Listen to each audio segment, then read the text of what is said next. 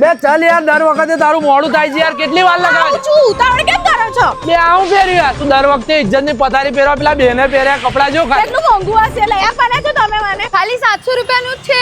બે ખાલી 700 નું જ છે. ચાલ ચાલ લઈ આલું, ચાલ ચાલ ચાલ ચાલ. ચાલો. હા ભાઈ, હવે લાગે છે તું મારી જોડે બેવા છે. હવે તને આખા પ્રસંગમાં બધા તને જ જોશે.